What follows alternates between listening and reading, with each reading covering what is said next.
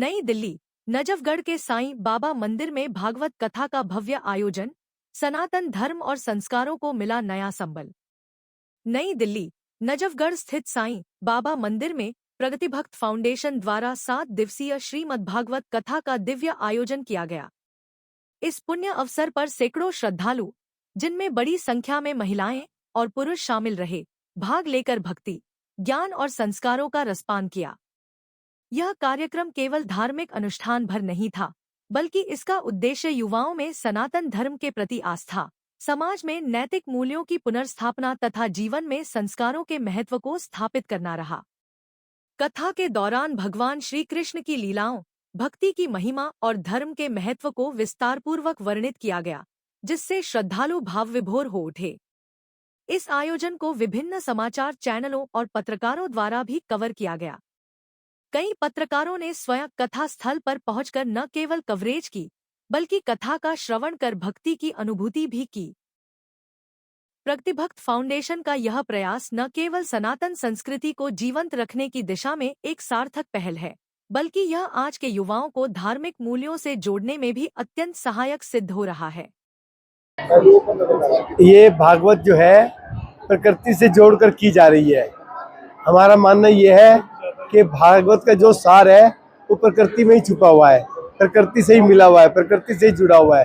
तो जब भी हम परमात्मा का नाम लेते हैं तो प्रकृति उसमें अपने आप विद्यमान होती है, और जब हम प्रकृति में विचरण करते हैं तो परमात्मा उसमें विद्यमान होते हैं। तो इस भागवत का यही तात्पर्य है कि लोग प्रकृति प्रेम से जुड़े, प्रकृति भक्ति से जुड़े, प्रकृति के महत्व को समझें, प्रकृति के क्या क्या उपयोग हो सकते हैं, कैसे चीज़ें उपयोग हो सकते हैं, कैसे प्रकृति का संवर्धन और संरक्षण हो सकता है, इस बात पर चिंता और मनन करें। तभी इस देश का, आने वाले समाज का और आने वाली पीढ़ियों का भला होगा। आज हमारी सबसे बड़ी गलती ये है कि हम भविष्य को ध्यान में रखकर नहीं काम कर रहे। कोई भी भागवत है, अगर वो भविष्य को ध्यान में रखकर की जाएगी तो जरूर लोगों को भी और आने वाली पीढ़ी को भी उसका फायदा होगा। आज सनातन को अगर हम देखें या संस्कारों को देखें तो भागवत जैसे ऐसे कार्यक्रम करने से क्या असर आता है समाज में और क्या युवाओं को मिलता है? देखो, जो भी परमात्मा से जुड़कर काम किया जाता है ना, या प्रकृति से जुड़कर किया जाता है ना, उसमें सनातन को भी और सारे विश्व को ही फायदा होता है। संसार का सारा भला जो है वो प्रकृति में और परमात्मा में ही छुपा हुआ है। इससे हमारी आत्मा भी शुद्ध होती है, हमारा शरीर भी शुद्ध होता है और हमारे आसपास का जो वातावरण है वो भी अच्छा और सुंदर बनता है।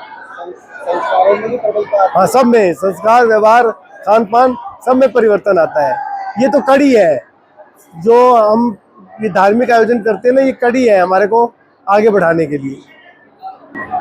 आज के इस धार्मिक कार्यक्रम के बारे में मैं अश्विनी शर्मा प्रकृति भक्त फाउंडेशन से संबंधित हूँ।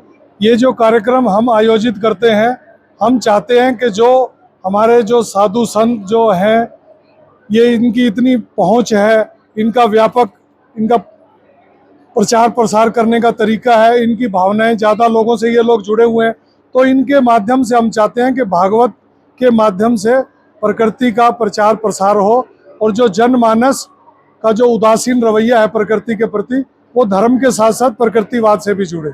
यही हमारी कामना है और हम गुरुजी से भी अनुरोध करेंगे कि वो अपने प्रवचनों के दौरान प्रकृति के संरक्षण, संवर्धन और लोगों को, भारतीय युवा पीढ़ी को इस बारे में प्रचारित प्रसारित करें, आंदोलित करें कि वो संस्कारित हो और धर्म के साथ साथ उनके आचार व्यवहार में भी परिवर्तन हो, ताकि इसकी पूर्ण रूप से जो हम चाहते हैं इसकी सफलता मिले और ये परिलक्षित हो आगे जाकर बच्चों में, युवाओं में भी।